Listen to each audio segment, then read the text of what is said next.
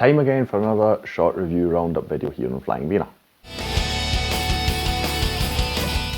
Hi, my name's Stu and welcome to another video on Flying Wiener. Now, it's been a while since I've done one of these, but I've watched a few things recently that I wanted to talk about, and they're actually from different networks as well, so I tried to, watch things. At times I can be very Netflix focused, but that's not the case here. Actually, none of these were on Netflix. We're going to be talking about 3 things today, and if you want to jump ahead for whatever reason, you big meanie, just watch the whole video, it's not that long.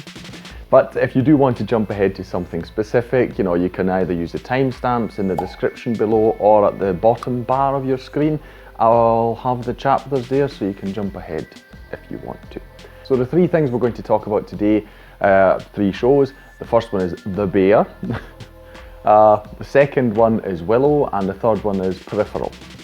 So yeah, I suppose let's just jump right into it, shall we? So The Bear, it is made by FX. For me here in Austria, it was available through Disney Plus, and it's shown as a Star original. Now, I don't follow all the networks, so if you're interested, you can research how that works. But originally it's made by FX, which belongs to Fox, and as far as I know, which now belongs to Disney, so that's how I get on Disney Plus. Anyway, so it is a show about a world-renowned chef. He's cooked in the best of restaurants in the world, and he inherits a Chicago restaurant, a sort of small sandwich joint, I'll call it, basically. That's how they call it in the first episode, from his brother who recently passed away.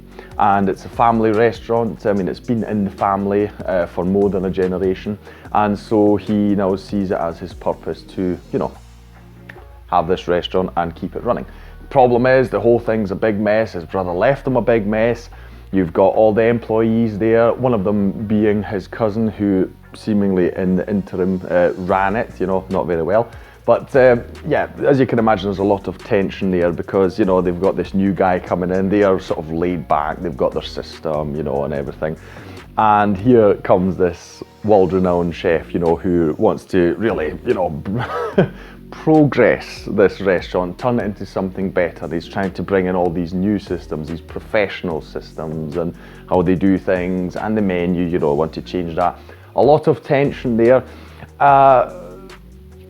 and also very stressful because you've got all these scenes in the kitchen and close-up shots and all these things, and the dialogue, and it's going back and forth between people who are also trying to antagonize each other at times.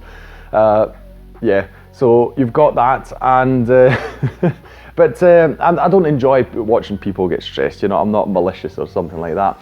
I don't know what it is. It's actually very hard to describe, but I just feel like this doesn't feel like a TV show. It doesn't feel like a production. To me, it feels like you're actually in a restaurant, and watching them do all these things. There's something about the characters, the dialogue, how they interact with each other. Very short episodes, but it really feels like you get to know them very well. It's shot amazingly, so we've got a lot of close-ups. It does feel claustrophobic and that, but at the same time, like I say, it just really gives you the opportunity to get to know the characters. It's really amazing television. I got this on a recommendation on Twitter. I saw somebody talking about it. I was like, okay, I'll check it out because they were raving about it. And so I must agree, it is a really, really cool show. Episode 7 is one of the most stressful things I have ever seen on the screen. Couldn't believe it. And allegedly, it's one ongoing 16-minute take. Amazing, really. So when you watch that, episode 7 in particular is something you can look forward to because it's just plain nuts. It really is complete chaos, but I love it. Really, really great characters, like I say. So watch it for that. You've got, I just like this show, and I would say, probably to summarize it, the characters are just amazing and their interactions.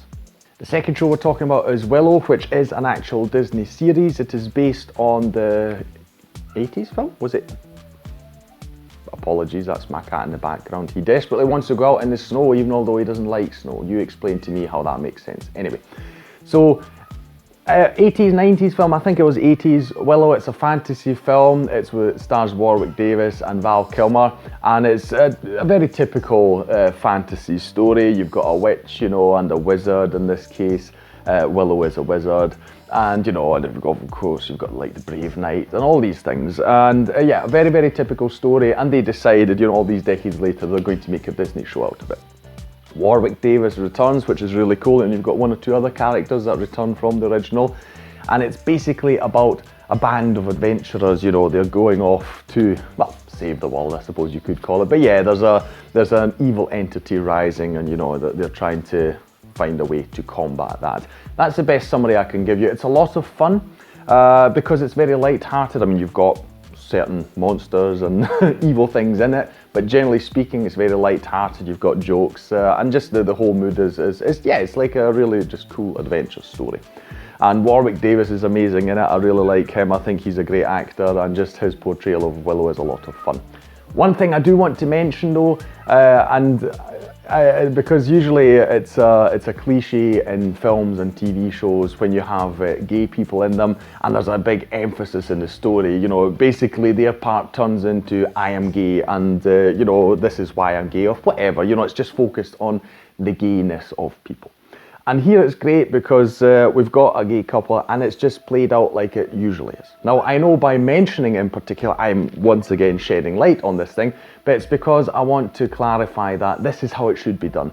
We don't talk about them being gay, it's not an issue, it just is. And that's exactly how it should be, because it's not like every straight character in a film or TV show runs around, you know, focusing everyone's attention on them being straight, you know. Okay, I had to do a quick cut there because my cat was just going insane. He's gone now. I hope he'll not return, at least until I've finished the video. Yeah, Willow, a lot of fun. The show, very well made. They are making a 2nd season, which I'm looking forward to. So if you've got Disney Plus and want to watch a fun fantasy, sort of medieval fantasy story, watch it. It's got great characters. The third thing we're going to talk about is Peripheral, which is an Amazon, so Prime Video show. It stars Chloe Grace Moritz. I'm hopeful that they're going to make more out of it. I wasn't a big fan of the 1st season, but it's definitely got a lot of potential.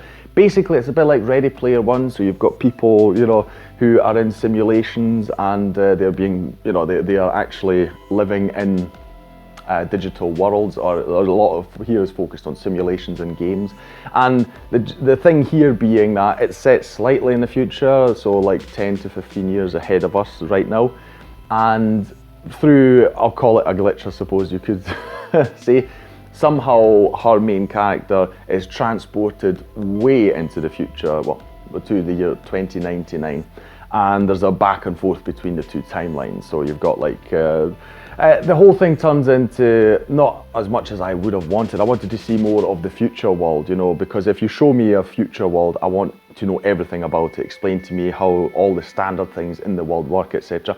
But the story instead is focused on you know, a thriller type thing where it's all about, you know, just people being sent to kill you and evading them, and a kind of plot like that, you know, which I felt was a bit of a disappointment. I think they could have done a lot more with it, but season 2 I think has got a very promising outlook because of the way season ends, which the season 1 ends, which I'm not going to spoil for you, of course. Yeah, so if you've got Prime Video, definitely watch it. You might enjoy it more than I did. I think they could have maybe had it shorter, you know, because some of the character interactions didn't do that much for me. I felt like it was a bit plodding along. It really picks up in the last few episodes. It feels a bit rushed because of that. And the cat is back again, so I'm going to do another cut. So I would summarise it as a bit rough around the edges. It's got a lot of potential, like I say. Show me more of the future stuff, and I do think that is what we're going to see a lot of, you know, in the continuing story. The actors are great. I mean, it takes some time getting used to the accent that the characters have, but overall, like I say, it's got a lot of potential. So try it out, see what you think about it, and yeah. So that'll be all from me today, these 3 things. I hope one of them at least is there that you can use as a recommendation, you know, that piqued your interest and you might check out. If you enjoyed this video, please like, share and subscribe. It is the best way to support this channel. If you've got anything to say about any of these shows, or if you've got recommendations for others, please leave those in the comments down below, you know, anything you want to discuss. I'll thank you again for watching this video, and I'll see you in the next one on Flying Wiener. Take care, bye.